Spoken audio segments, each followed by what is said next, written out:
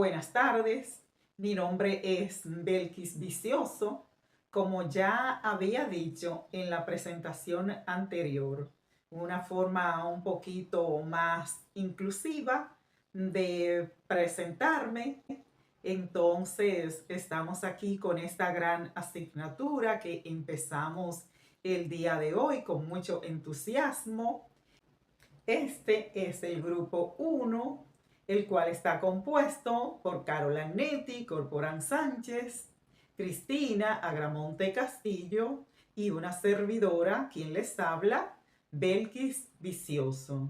Y en esta ocasión vamos a trabajar la asignatura Abordaje educativo para las discapacidades sensoriales.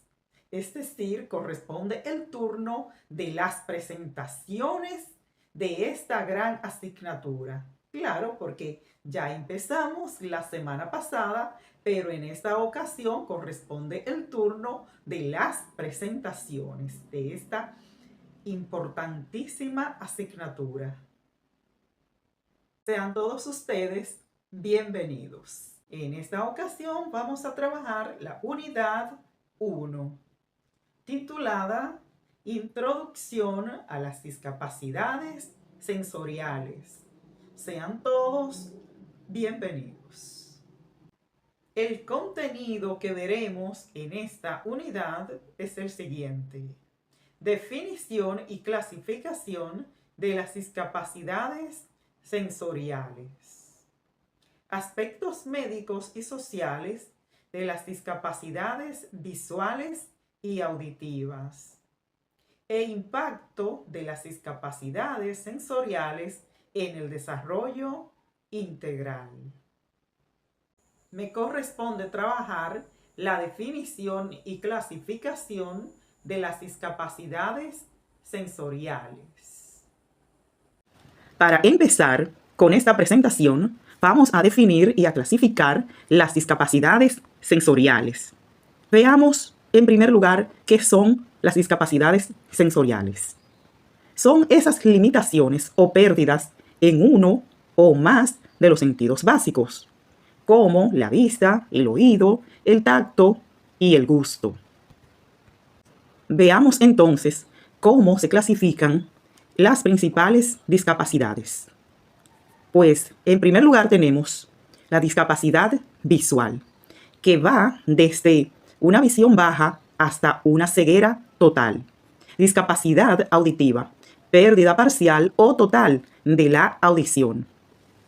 Aquí debemos decir en la discapacidad auditiva o en la pérdida parcial de la audición, que tiene un nombre médico específico, y es la de hipoacusia, que son personas que han tenido su audición, pero que por alguna razón, ya sea por algún accidente o por alguna enfermedad, o tal vez por la edad, quién sabe, tal vez por alguna condición en específica, pues han tenido una pérdida considerable de la audición, que aunque escuchan, pero escuchan muy poco. Entonces, por eso es el término de hipo debajo, o sea, hipoacusia. Siempre debemos relacionar el término de hipo, debajo, o sea, está abajo, y de acusia, que está relacionado con el sonido.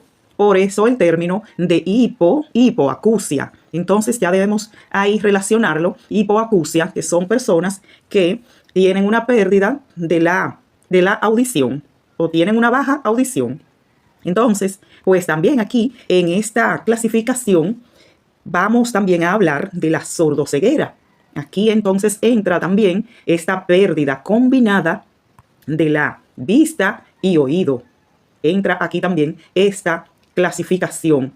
Pero también aquí vamos a ver en esta clasificación hay una que se llama discapacidad táctil y vestibular, que es esa que está relacionada con el equilibrio, que aunque no está propiamente llamada dentro de esas discapacidades sensoriales básicas, podría decirse, o sea que no es una, vamos a decir, una discapacidad que está dentro de los 5 sentidos básicos, esa discapacidad táctil y vestibular, pero que sí tiene una gran importancia, está revestida de una gran importancia, Porque imagínense usted, pues una persona que haya perdido el tacto, pues para sentir la forma de las cosas, que también es un sentido para atraer la información y también para el aprendizaje. O sea que es una parte también de entrar en contacto con los estímulos del exterior y, por qué no, también de la parte también interna del cuerpo. Brevemente, también es bueno decir que las personas que tienen la combinación sordo-ceguera se manejan con el bastón blanco y rojo para que se pueda identificar de que esa persona pues tiene la discapacidad visual y también auditiva. Entonces, esas personas usan ese bastón combinado con rojo y blanco. También decir que las personas, como ya sabemos, pero que nunca está de más, que las personas entonces que tienen la discapacidad visual, pues se manejan con el sistema de Braille. Mientras tanto, que las personas que tienen baja visión, o sea que todavía ven un poco, pues usan el bastón verde. Entonces también importante mencionar estos aspectos.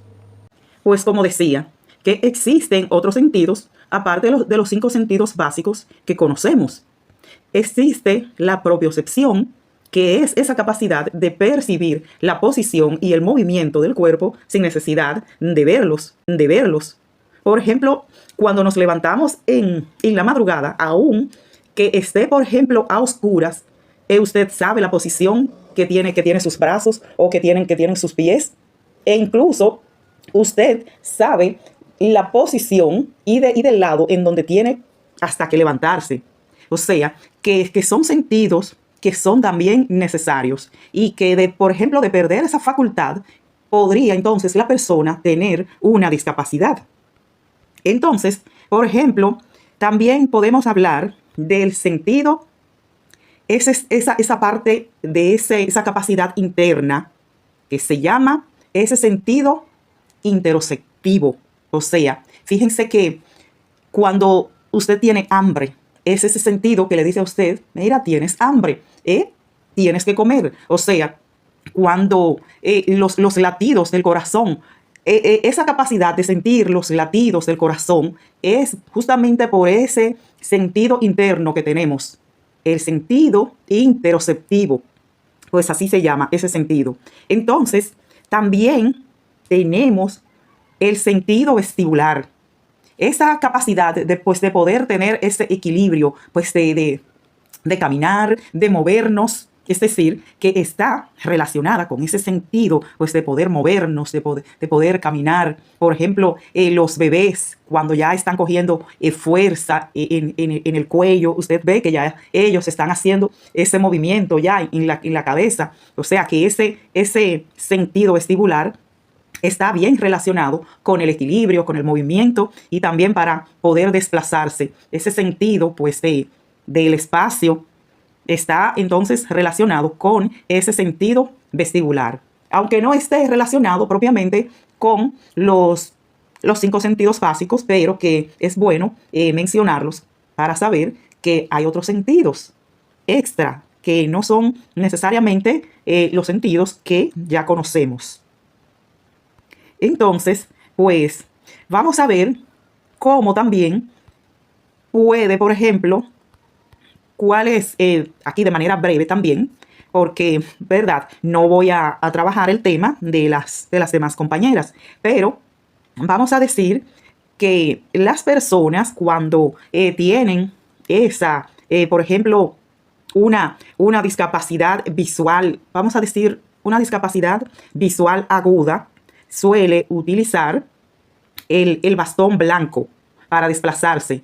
O sea que cuando vemos una persona en la calle o en cualquier lugar que ande con un bastón blanco, quiere decir que su discapacidad visual es total, o sea, es una ceguera total. Entonces, hay esa identificación que es el bastón blanco. O sea, lo usan pues para desplazarse y que se pueda entonces tener claro que esa persona tiene esa ceguera total.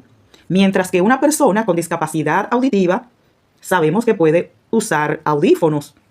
O sea, eso es en el caso de que cuando tiene aunque sea un poco de audición, porque si ya la perdió, si tiene una audición, una pérdida de audición total, pues ya entonces no va a valer ningún audífono. Ya entonces su comunicación con el mundo exterior, y para tener contacto con el conocimiento y el aprendizaje, ya lo va a realizar pues a través de la lengua de señas. Entonces, ya aquí ya tenemos con todo este recorrido, ya tenemos aquí esta clasificación y esta definición de las discapacidades sensoriales. Entonces, vamos a dejar con la compañera Cristina. Adelante, Cristina. Muy buenas noches, quien les habla la licenciada Cristina Gramonte. Es un placer para mí estar compartiéndole estas informaciones la noche de hoy. Bien, luego de la participación de mi compañera Bertis, donde comprendimos qué son esas discapacidades sensoriales y cómo se clasifican, quiero pues profundizar en algo que a veces pasamos por alto, que son esos aspectos médicos y sociales que rodean estas discapacidades. En otras palabras, aquí con esta explicación que les voy a dar, vamos a ver no solo qué son, sino cómo se viven, qué factores influyen en su desarrollo y sobre todo, qué podemos hacer desde nuestro rol como educadores y acompañantes para nosotros pues apoyar a esos niños y a esa familia. Cuando hablamos de discapacidad visual, nos referimos a limitaciones en la capacidad para ver que pueden ir desde una baja visión hasta la ceguera total. Médicamente, estas condiciones pueden deberse a múltiples causas congénitas como retinopatía, cataratas infantiles o malformaciones oculares, y también a factores adquiridos como traumatismo o infecciones. Según la Organización Mundial de la Salud, alrededor del 90% de los casos de discapacidad visual infantil podrían prevenirse con atención temprana y con acceso adecuado a servicios de salud. Esto significa que no siempre es la discapacidad en sí, sino el acceso o la falta de acceso a evaluaciones tempranas, filtros neonatales y tratamientos oportunos, lo que determina, ¿verdad?, la magnitud de la afectación de dicha discapacidad. Si nos detenemos a pensarlo, podemos ver que detrás de cada diagnóstico hay una historia, hay una familia, hay un contexto socioeconómico que influye directamente en el desarrollo de esos niños. Y por su parte, la discapacidad auditiva se relaciona con diferentes dificultades para escuchar en distintos grados, desde problemas leves hasta la pérdida total de la audición. Es por eso que las causas pueden ir desde la genética, con complicaciones en el embarazo, exposición a infecciones como la rubeola, hasta a factores ambientales como son infecciones del oído no tratadas, también la falta de acceso a servicios audiológicos.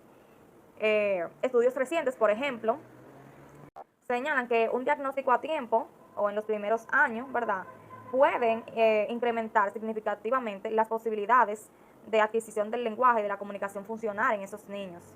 Mientras más rápido es identificar esta discapacidad en estos niños, pues mejor serán las posibilidades de que se puedan desarrollar a nivel comunicativo, social y emocional. Ahora bien, más allá del aspecto clínico, está el componente social. Y aquí es donde entra nuestro rol como docente y como profesionales. La inclusión no solo es, ¿verdad?, adaptar un material ahí, sino que es reconocer la dignidad del niño, reconocer y respetar su ritmo y crear, sobre todo, un ambiente donde él pueda participar y sentirse parte de ese proceso. La Organización Mundial de la Salud enfatiza que el estigma, la falta de la información y esas barreras familiares y escolares pueden afectar significativamente esta condición. Es decir, que muchas veces no es la discapacidad en sí lo que limita al niño, sino que donde no se le valora, donde no se le escucha, donde no se le acompaña, el niño no va a tener posibilidades de desarrollarse, ¿verdad?, de tener una mejora en dicha discapacidad. Ahora bien, si un niño crece en un espacio donde se le valora, donde se le escucha, se le acompaña, las posibilidades van a ser otras, ¿verdad? Ese desarrollo va a aumentar notablemente. Entonces, es por eso que hay factores que influyen en estas condiciones, como decía al inicio. También dentro de esos factores que influyen en su desarrollo y su evolución, tenemos el factor genético, factores prenatales, factores postnatales, factores socioculturales y factores educativos. En esos factores genéticos, aquí entran lo que son esas alteraciones hereditarias o mutaciones. Por ejemplo, ciertos síndromes congénitos pueden afectar la visión o la audición. En los factores prenatales, aquí pues se dan esas infecciones en el embarazo, también la exposición a sustancias tóxicas. Una madre que no recibe un seguimiento médico va a aumentar, ¿verdad?, el riesgo de complicaciones para ese bebé. Y en los factores postnatales, aquí entran lo que son esas infecciones no tratadas, algún golpe, algún diagnóstico, ¿verdad? La falta de acceso a un diagnóstico temprano, pues no va a traer ningún tipo de prevención para ese, ¿verdad?, para ese bebé. Entonces también está otro factor, que es el factor sociocultural, que aquí entra lo que es la educación, el nivel socioeconómico, lo que hablaba ahorita, el acceso a ir a donde un especialista. También hay personas que, ¿verdad?, es bueno decirlo, no van al médico porque tienen alguna creencia familiar que puede, ¿verdad?, retrasar la búsqueda de ir donde un especialista que lo trate.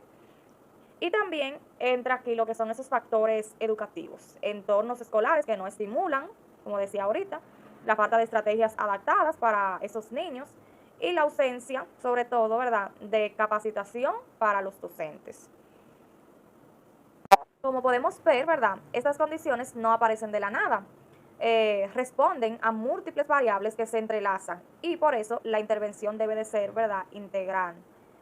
Por ejemplo, desde mi práctica docente, aunque en mi aula actualmente yo no tengo niños diagnosticados con estas condiciones, pero sí aplico estrategias que favorecen a la inclusión sensorial. Por ejemplo, uso imágenes grandes para favorecer, ¿verdad?, la discriminación visual de cada niño. Incluyo actividades auditivas, como identificar sonidos del entorno, juegos de repetición para ir, ¿verdad?, estimulando la percepción y la atención auditiva. También suele utilizar rutinas claras y apoyos visuales como los pictogramas para ir facilitándole esa comprensión, ¿verdad?, a esos niños. También trato de priorizar el contacto visual, la gestualidad y el uso del lenguaje sencillo y ese lenguaje claro. Trato siempre de que cuando le esté hablando que el niño me vea la cara, que me vea qué gesto hago cuando menciono una palabra. Trabajo siempre con texturas también, objetos reales, materiales que son manipulativos para favorecer el aprendizaje multisensorial y que son materiales que se pueden reutilizar incluso, o sea, y que son sumamente baratos. Se puede utilizar que los granitos de arroz, que la harina, que la misma gelatina. Todo eso son materiales, que podemos utilizar, que son de bajo costo, pero que dejan, ¿verdad?, en esos niños un aprendizaje significativo en la manera de ellos, ¿verdad?, palpar en lo sensorial. Entonces, en resumen, cuando entendemos, ¿verdad?, los aspectos médicos y sociales de estas discapacidades visuales y auditivas, dejamos de ver diagnósticos y empezamos a ver personas con historias, a ver capacidades y potencial. La clave de esto está en acompañar, en observar al niño, en adaptar, ¿verdad?, y en creer en su desarrollo. Recordemos que nuestra labor no es solo enseñar contenido, señores, sino de construir oportunidades para esos niños. Y desde la educación especial tenemos ese privilegio. Así que muchísimas gracias. La dejo con la compañera Carol, quien le estará pues detallando un poco más acerca de este valioso tema. Adelante, compañera Carol.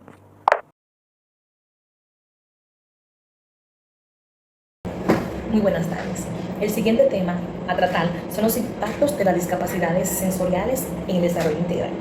Las discapacidades sensoriales, que son las visuales, la auditiva y otras menos comunes, impactan en lo que es significativamente el desarrollo integral al limpiar o limitar lo que son las formas en que una persona recibe información del entorno y que interactúa en ese entorno. El impacto de las discapacidades sensoriales, principalmente lo que son las visuales y la auditiva y la sordoceguera, que también es otra muy importante. En este desarrollo integral se refiere a lo que es las limitaciones de los desafíos que esto significa y que restringen lo que son las principales vías de conexión de una persona con otra, especialmente si son infantes y en sentido general. También este impacto se extiende en todas las áreas de desarrollo, ya que el aprendizaje, la comunicación y la interacción social depende fundamentalmente de lo que son estas informaciones sensoriales. Ahora bien, entre las áreas que están más afectadas está lo que es el impacto que se extiende en diferentes áreas, tales como es la comunicación y el lenguaje, el aprendizaje y cognición, la socialización y la autonomía de movilidad. Cuando hablamos de lo que es la comunicación y el lenguaje, aquí como que la discapacidad auditiva dificulta lo que es la adquisición de lo que es la lengua oral, también de la visión que afecta la percepción de los gestos, expresiones faciales, etc. Cuando hablamos de aprendizaje y cognición, esta es como la restricción sensorial que puede limitar lo que son el acceso a la información. También están lo que son las experiencias clave para el desarrollo de conceptos y habilidades escolares. La tercera es la socialización. Esta es algo como muy fundamental y es donde estas personas tienden como a limitarse más, ya que aquí esta dificultad, para comunicarse, para percibir señales sociales, puede generar lo que son aislamientos y los retos de la intersección con pares y en su entorno. Por último está la autonomía y la movilidad. Aquí la discapacidad visual afecta lo que es la orientación, claro está. Y en la auditiva, la percepción, o sea, de los peligros sonoros, incidiendo en lo que es la independencia. Ya que, por ejemplo, si una persona sorda va pasando la calle y un vehículo suena su bocina para que éste se detenga, él por tener esa discapacidad no puede escuchar.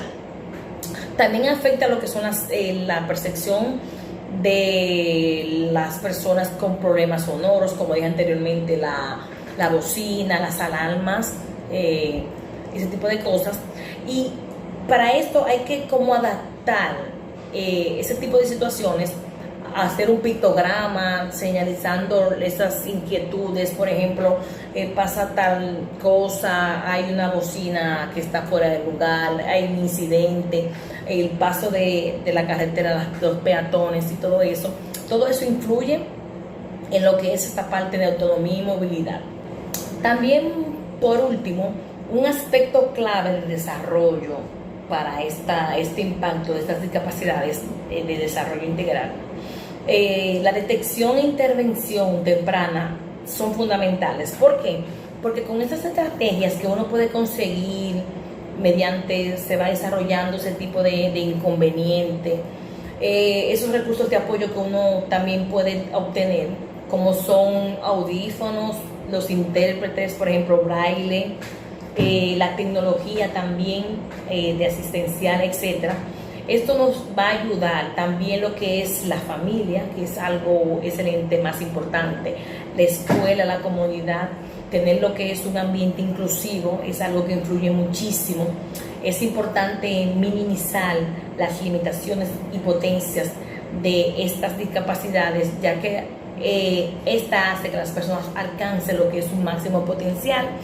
El impacto que esto reside en los desafíos para percibir la información del entorno, pero esta respuesta del entorno y la calidad y los apoyos que las personas le dan a ese tipo de personas con ese tipo de condiciones son como los factores previos o claves para un buen desarrollo pleno e integral. Muchísimas gracias por escuchar.